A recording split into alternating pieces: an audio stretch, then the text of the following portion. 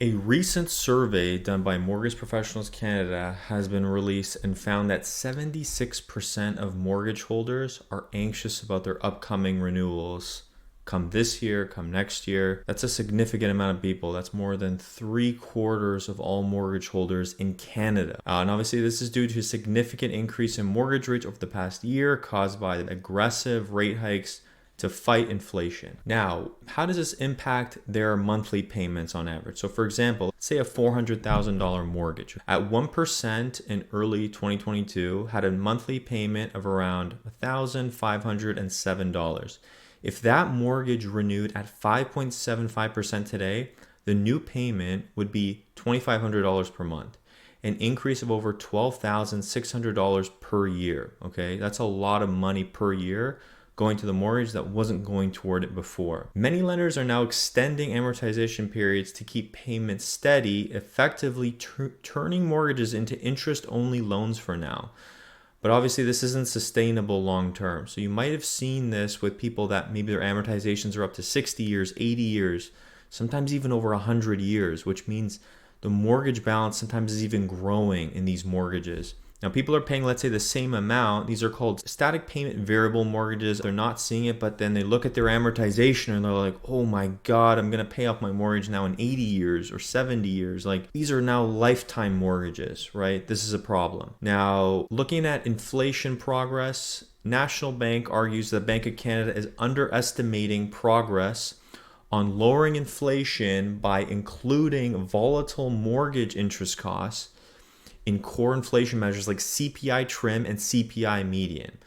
They suggest reinstating the CPIX measure, which excludes mortgage costs, showing underlying inflation back at the 2% target. Someone named Kara Hishin, whose renewal will add $400 per month to payments requiring reamortization to 30 years. And someone named Letitia Lamb, facing over $600 to about $1,000 per month on her renewal from 2.79% to potentially over 6%. These are big jumps in payments, big jumps in interest for people, and they're definitely going to have an impact. Now, people that have had variable mortgages, let's say since 2022, they've already felt this impact in real time.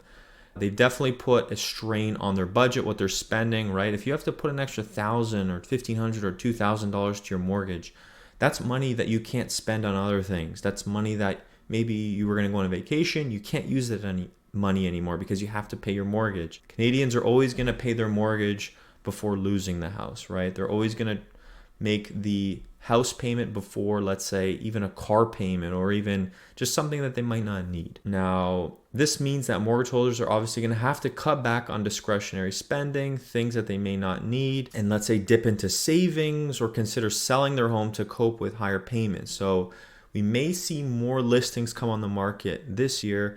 If people just can't make these payments, it could cause a bit of a flood of inventory on the market, right? So a lot more people selling, and then that does present opportunity, right? It presents opportunity for people to buy at lower prices. Some people who have been saving for the last few years, they can come in, let's say, buy a property that has been lowered in price. Now, the goal of this video isn't to scare people, but just to showcase generally what's happening, what people are feeling in the mortgage industry, what mortgage holders are feeling right now, because there's a lot happening right now, and this year and next year will be huge, right? The amount of people that are renewing and how they're feeling matters. And just wanting to bring that to light is all I want to do with this video.